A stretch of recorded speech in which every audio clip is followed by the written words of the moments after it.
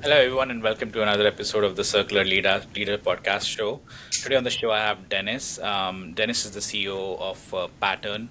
Patturn is a market leader in resale first models for fashion. So I'm quite excited to have this conversation. Dennis, I know we got a chance to meet at RLA as well, have had a chat before, even before that as well. So I'm excited to kind of deep dive into your personal journey with the business, as well as kind of learn a bunch of different things from you. Sounds good, brother. It was good meeting you for the first time at RLA, aka NRF Rev, as well. Awesome to see what you're building as well.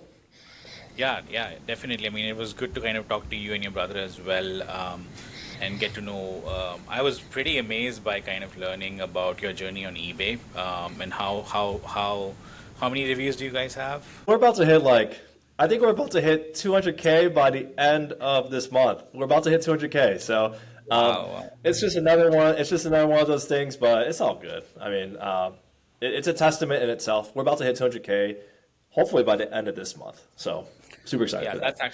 that's actually a testament to you and your team's work because it's hard to maintain that consistency in e-commerce over a period of time, especially reaching that scale.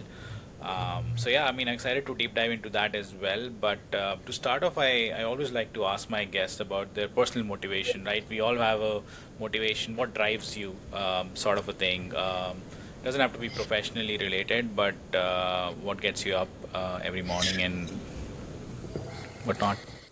Yeah, sure. I was actually just talking to this about my brother a while ago.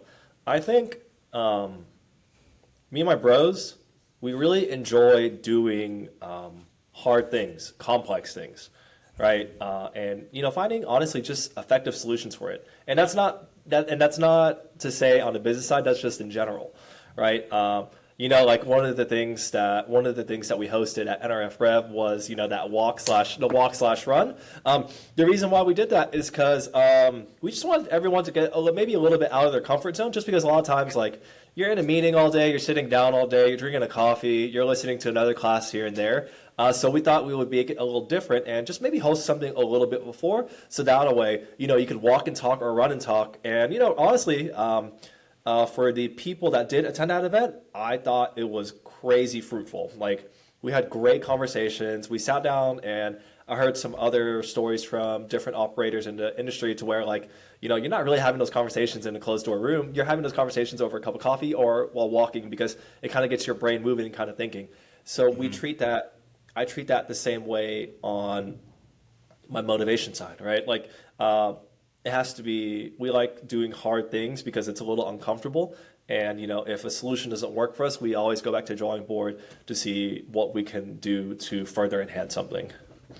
Got it. Yeah, that actually resonates with me as well. Like solving harder problem is actually the reward that I think is well worth seeking. Like simpler things are like easier done by everyone, but I think given the industry that we are in is everything's pretty complex when you kind of deep Yeah, dive exactly. in. Yep. Yep. Awesome. Yes, it is, brother. How did you like? So I was looking into your background, biomedical engineering, and then finance MBA. Pretty impressive background, academic background. I get that the finance degree is quite related to what you do right now because our business is all about numbers. But like, how did you kind of make that switch? What kind of made you uh, chart upon this career? Sure. So I'll be honest. I never really had the intention of working in this company growing up. Um, what started Pattern was actually it actually originally started as a computer electronics refurbishment company. It actually started when I was a little kid. My parents essentially owned like a little computer shop here in Dallas Fort Worth, and essentially as they continued to grow bigger and bigger, they started to partner. They essentially started to partner with large brands like Dell, large retailers like Best Buy, and we would essentially receive their returns for them. So my brothers and I have actually been in recommerce for basically the majority of our life. But at the time, we were working with folks on the electronic side. Uh, and then, I never really saw myself doing it at first. Of course, I was working in it ever since I was young, so I kind of wanted to try something else. But it turns out I'm still really good at this, and then that's why we decided to pursue this full time. Got it. So it's, I mean, I didn't know that about your business, that it's a family business and something your parents started. That's pretty cool. So like, was it, how did you guys pivot into what you're doing right now? Because as I Yeah, understand, you guys sure, sure. I'll be honest. I mean, let's go to RLA for example, NRF Rev. If you look at the majority of the operators in the space, the majority of them are doing operations revolved around electronics. The majority of them. Think about it, right? And then we kept seeing the electronics industry shrink and shrink and shrink to essentially where it shrank down to a phone, right? Where one person was trading wholesale phones to this person and this person and this person, and because that market kept shrinking and shrinking and shrinking, and of course that started to affect our business, and my brothers and I had to pivot quick. Otherwise, the company was going to die. We just weren't like procuring enough, receiving enough inventory for it to make financially sense for us. And then essentially one day, we were like, let's just try fashion for some reason. Let's just try um, a pallet of shoes. And long story short, that's essentially exponentially grown to essentially what we are today. got it. So I guess I think I really agree with the fact that most of the reverse logistics industry is really surrounded by electronics and the needs of electronics industry, whereas fashion has always been an industry which is more positioned to be for a donation channel or for a recycling channel. Correct. But of late, I think leaders like you are kind of looking at it from a resale perspective, which is really good because it's also getting the tailwinds of the trend that we are seeing in second-hand goods industry, where Gen Z buyers are in general more prone to kind of buying second-hand goods. They want to be more sustainable in their shopping decisions. So when did that switch happen? Like, did you guys have like was it more like, I mean, I know you've already described it started with one pallet, like, but how was that early days as you were pivoting from the electronics industry to the fashion industry? What were the challenges that you can kind of compare between the two industry and share with Sure, respect sure, to? sure. Uh, One of the things that so originally we actually so I'll give you a little background. Back in 2019, Davis and I were on the hunt for essentially a reverse logistics software to help the computer business, right? But one of the issues was that one, it didn't exist, and number two, most people that have their own software already keep it behind closed doors. They don't let anyone else essentially use their quote unquote secret sauce, right? So my brothers and I were like, well, screw it, let's just build it ourselves. All right, this is essentially what we did. Um, the pivot to fashion was needed because we just wanted to figure out another category. We just weren't receiving enough work. We just weren't receiving enough work for to support our current business. Got it, got it. And as you were kind of ramping up into a new industry like fashion, what were your initial learnings where we felt like, all right, because a lot of times what happens is when you enter a new industry, you enter with a thesis that, all right, this is a good industry. But when you Yeah, actually start executing, you realize, all right, I didn't think of this challenge, that yeah, challenge, and especially an industry like fashion, which just yeah, refurbished needs. yeah. I'm guessing from dry cleaning to cleaning to Sure. all kind of Sure. So things. So one like, of the how was that? challenges that we first saw, it has to do with variance. So variance as in like how do we condition certain items? So is this new? Is this like new? Is this grade A? Is this barely gently used? So that was the very, very first challenge that we had. The second challenge was how do we create clean data pockets for each individual item? So, for example, we might get the same pair of Skechers, but from five different retailers, right? So, how are we cleaning up that data across the board so that way we're not selling five different pairs of Skechers from five different retailers. We're selling the same pair of Skechers that is coming in from different locations. And then we essentially created a very strong internal cataloging system to where, when we work with a retailer, eventually will catalog their whole inventory to the point where as soon as we receive an item, boom, I can add it to stock immediately and push it across marketplaces like that. Right. Yeah, that's pretty neat. I've seen a few other players doing that, and I think that's a very important need because cataloging itself can take a lot of time. Like even if It you does. average out 5 minutes one for each listing, that really adds up, especially if you're looking at truckloads of inventory. And I've seen cases where people are just sitting on inventory because they don't have enough time to just upload it to different marketplaces. Correct, correct, and that's typically one of the bottlenecks that most folks in the fashion space have trouble with is cataloging. Just because think about, you have a pair of shoes and it probably comes in different colors, different sizes, and then different conditions, right? But we've built a very strong internal funnel to catalog as fast as we can, and then once we catalog it, to push it across secondary marketplaces as fast as we can. So it's a mixture of AI, it's a mixture of just training our employees to be able to identify items really quick. So AI has been a great tool for us, and accuracy wise, like we've been crazy accurate when it comes to like receiving an item in. Got it. So if I have to kind of, and that's a technology that you can actually sell in it itself, right? Like given the data that you have you guys kind of thought about that particular building a business where you're actually outsourcing or like sharing the cataloging software that you guys have built with other players? I might not know that you might already be doing it, but I was curious because that's a piece of software which only gets better the more you collect data. The more data you collect in your cataloging software, the better it gets. Given that you guys have built that cataloging software, which is already getting better every time you're kind of storing and kind of using to kind of input more SKUs, have you guys thought of selling that software as a single standalone service? You know, you know, we've thought about doing it, but we really haven't pulled the trigger on it yet because kind of like the same issue that my brothers and I ran into in 2019.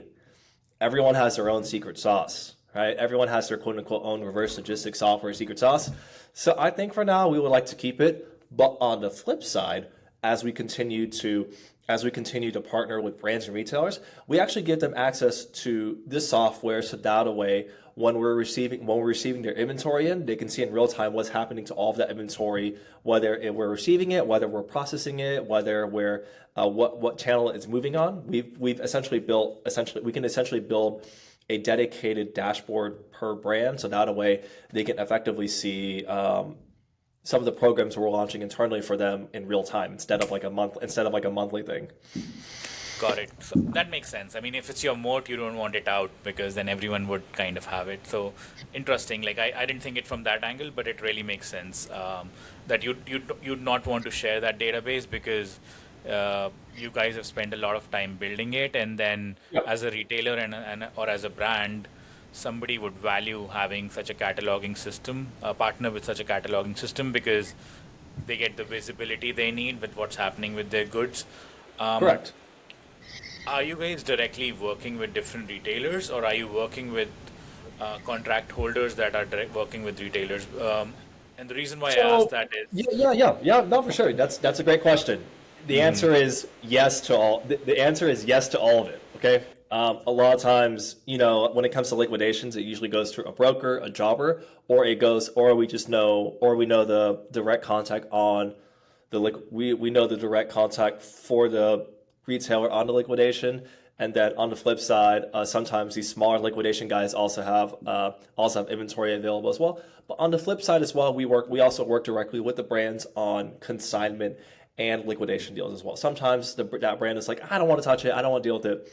Liquidate it to us, and we'll take it depending on the price. But on the flip side, we're also working with consignment deals for brands as well.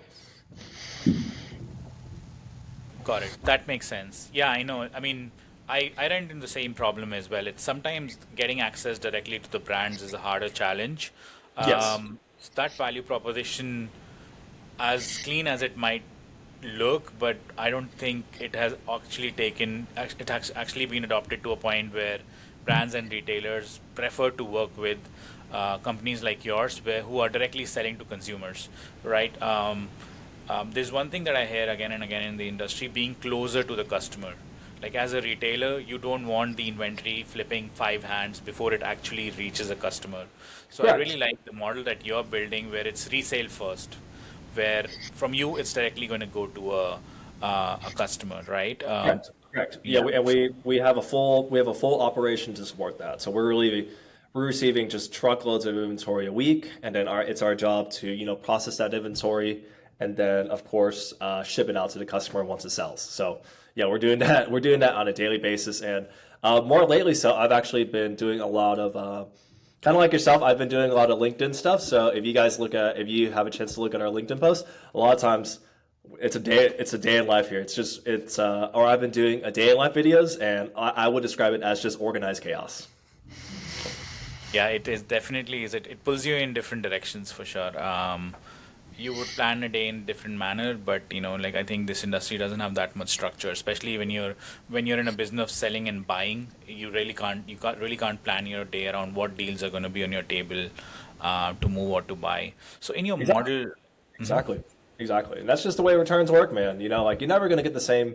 You're never gonna get the with how returns work. You're never ever gonna get the same 10 pairs of shoes again. It always just depends on what kind of returns that retailer or brand has, right? So, our model is give us your or of course give us your inventory and then let us handle the rest to see kind of like what magic can we do.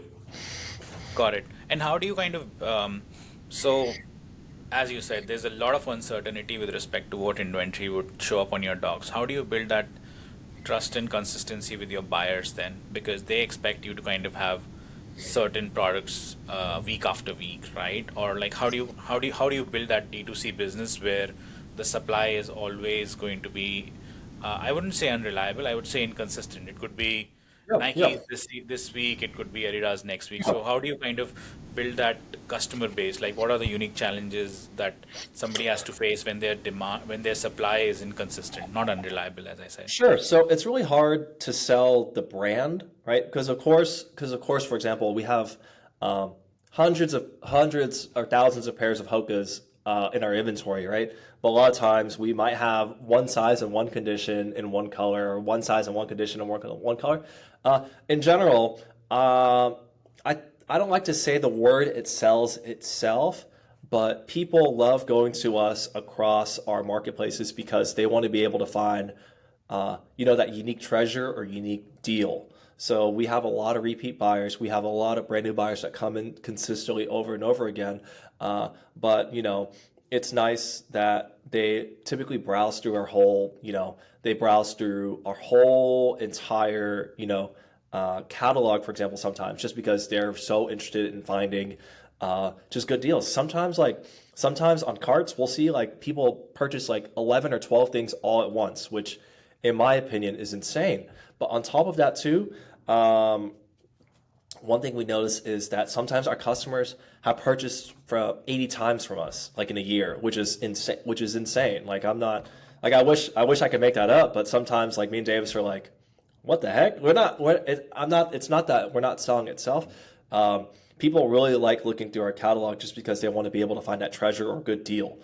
Just because we're reselling a lot of this stuff anywhere from let's say up to 95% off the retail value, and we found that a lot of times people love being able to get that one item at that great deal, and if we consistently be able to offer that, that's what they love, right?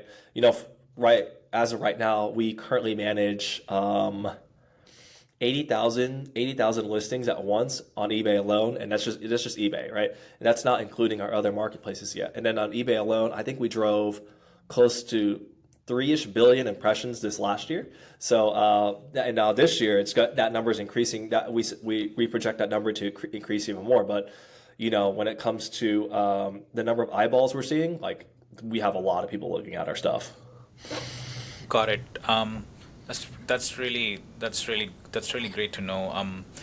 As you were kind of speaking, I was kind of seeing the importance of data in what you guys are doing. Especially you're working with thinner margins. If you're giving 95% off, and then you have to refurbish those goods, how do you guys kind of work or keep track of the economics of Yeah, running a sure, sure. business? So, I mean, the system was built for single SKU logistics, and that's the answer. We are a single SKU. We are a single SKU logistics business, or a single license plate or single SKU. Every item that comes in, we're tracking. We're tracking across the board. Um, Essentially, every item that we receive, no matter what, gets a unique number, and then on that unique number, I can scan it, and it tells me the exact information. And then once we have the information, we can, of course, manipulate it, play around with it, and then see what can I do. What can I do with this individual item to make it more efficient? Got it. So do you guys have processes like weekly business reviews or monthly reviews where you're Yeah, yeah. actually I mean, the nice thing those? is Davis sits across from me, or well, this is my other office, but Davis sits across from me right there, right? So a lot of times, I mean, our meetings are, hey, did you get that? Hey, did you get that? Hey, did you get that? Hey, did you get that? Right? So I don't have to sit in an hour meeting. Like we're right there. Tell me the number. What's going on? What can we do to do better? That's super interesting. Do you guys because you're building multiple marketplaces, how do you prioritize and sync those marketplaces? Because a lot of times, given that you're dealing with single SKUs, limited Sure, amount of SKUs, sure. that complexity itself is very daunting. Yeah, yeah, sure, sure. So we only connect with marketplaces that offer APIs, and the nice thing about APIs is that let's say if an item sells on Depop, right, and that it'll automatically deduct. Our system will automatically go over and be like, okay, it's sold on Depop, so we're going to automatically deduct on, let's say, I don't know, like Etsy, Poshmark, eBay. So we only connect to secondary marketplaces that offer APIs. And if it doesn't offer an API, I usually try to convince the folks on that marketplace to build a custom API for us, so that way I can connect our inventory onto there. If it doesn't have an API, we found that, of course, managing big scale operations like this is a nightmare. So we just don't touch it. For example, sorry. For example, we don't really interface. We don't really create listings on each individual marketplace. We just click a button on Pattern and it pushes it automatically like that. That's really neat. That's I was kind of envisioning Pattern to be doing that itself, um, because the way you're describing it, if you're dealing with 80,000 listings and multiple marketplaces, it can't be done on Excel sheets or even with human resources. Correct. So yeah, I mean, I would definitely recommend in the future you guys to take this product to market because I think a lot of smaller businesses would find a lot of value with it. Um, it's what you're describing is a traditional e-commerce business, but it has a niche in it, which is not something which it's solved for. So did you guys? So I know we didn't. I think I met Davis. It was a pleasure speaking with him as well. But you have a third brother and a partner in the business as well, right? So what's how do you kind of divide responsibilities between the three of you, as well as I want to understand what is it like working with your siblings? Sure, sure. I mean, I'll be honest. It's a new challenge every day. For the first couple of years, it took us a couple of years to understand our exact fit in each role, and then we're able to stay in our lane. But I'll give you a breakdown. I'll give you a breakdown of my brothers and exactly kind of what we do in general. Davis is the CEO, and he is in charge of anything operations related and any kind of designs that we have. I am the COO, so I'm in charge of with a little bit of finance. I do a little bit of finance. I do a little bit of operations, and then on top of that, I try to make what we do sound interesting, right? So I'm quote unquote the sales guy. I'm the guy. I'm the guy that's having the conversations with these brands, these retailers. And then lastly, my younger brother Doug, he is the CTO, so he does anything on the technology side, any technology that we need, whether across our marketplaces, on our software, in our operations, he's the main guy for it. So the nice thing is, since all of us specialize in a unique part of the business, we don't step on each other's toes.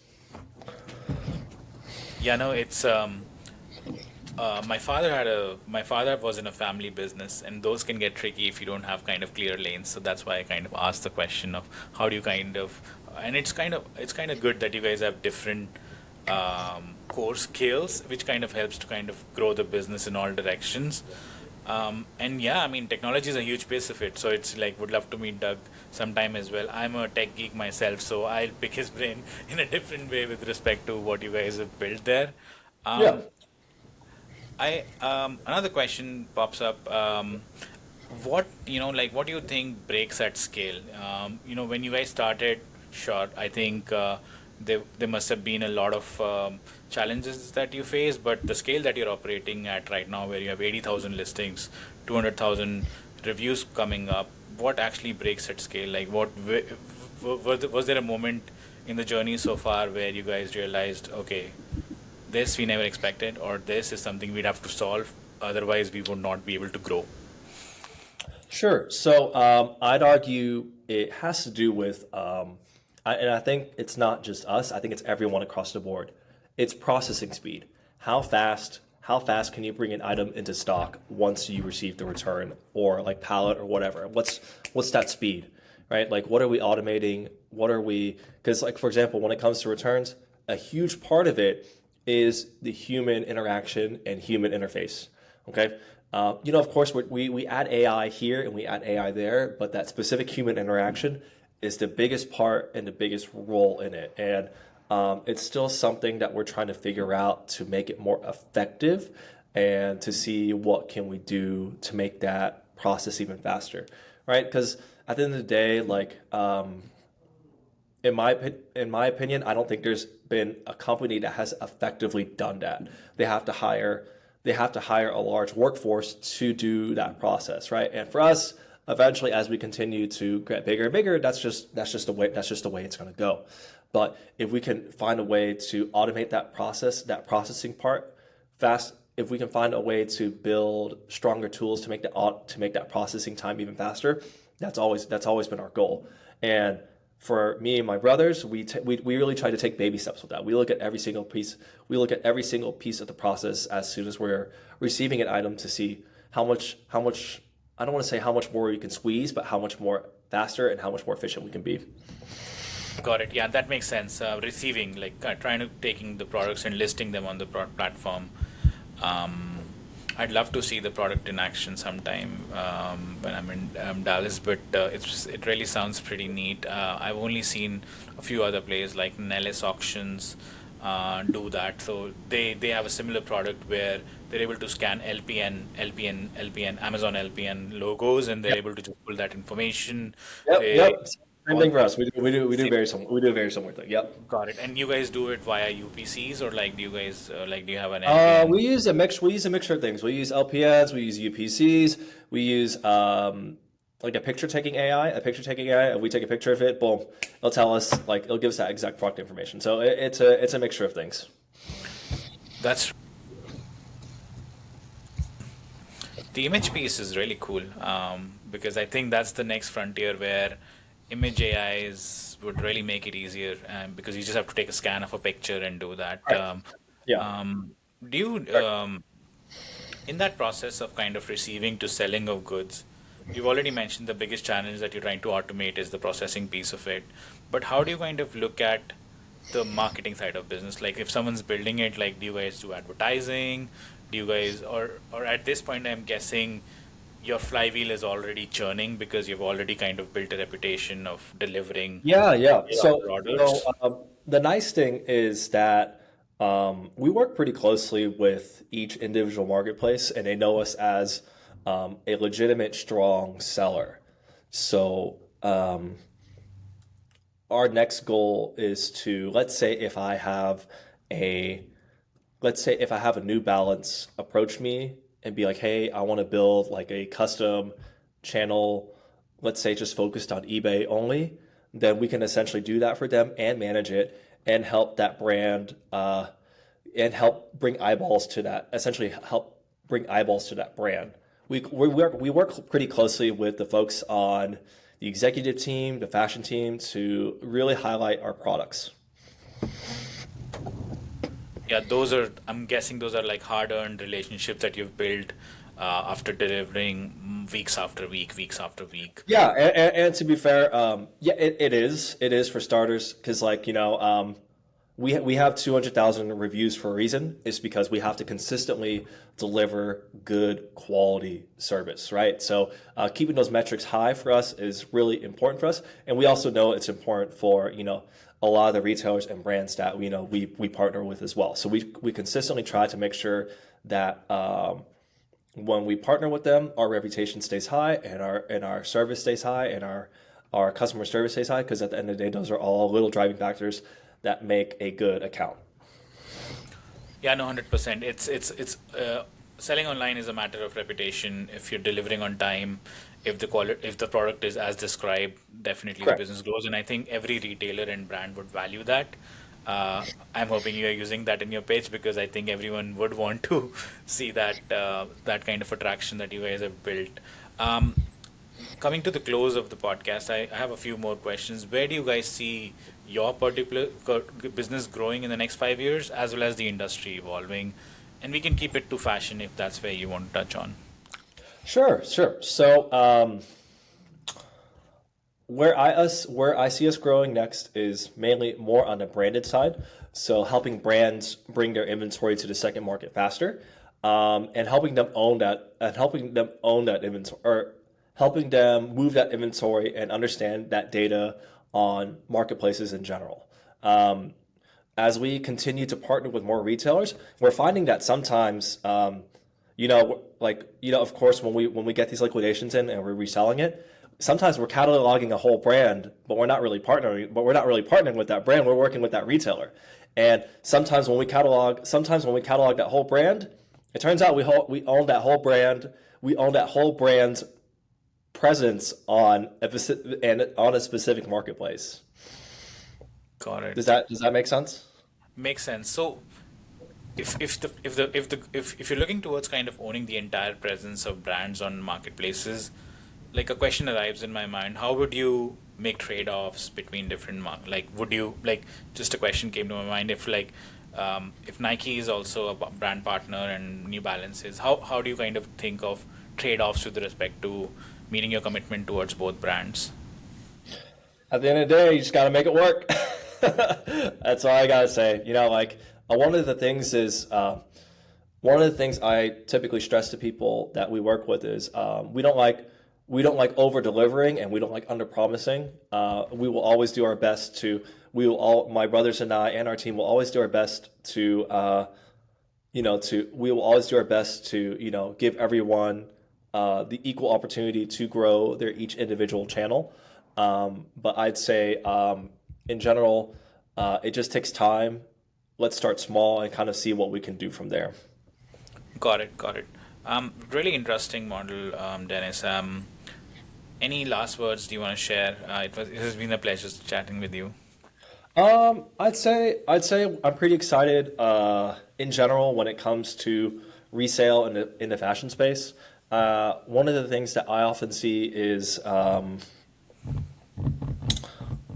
one of the things that I often see is a lot of times brands are still trying to figure out like stronger ways to get onto the secondary marketplace.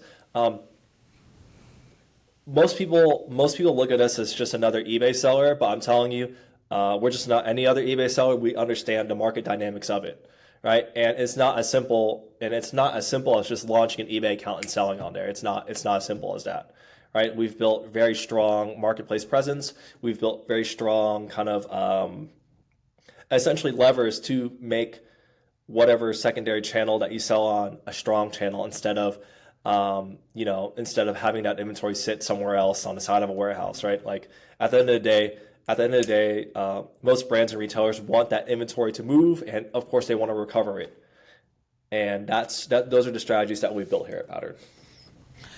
Yeah, no, I mean, I would be mistaken to kind of consider Pattern like an eBay reseller as well, because describing the technology that you have, the presence that you have built, it doesn't come without having a strong background in retail in general. So I wouldn't say it's a somebody can build an eBay store and have 10 reviews, 20 reviews, 500 reviews, 400 reviews, 1,000 reviews, but 200,000 is the testament to what you guys have built. I'm sure, I hope the eBay guys are treating you well, and the girls and guys Yeah, are they're, also they're, treating they're you well. great. They're great. We love working with them. Got it. Yeah.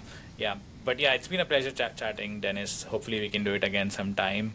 But I really appreciate you taking the time to come on the show today. Sounds good, brother.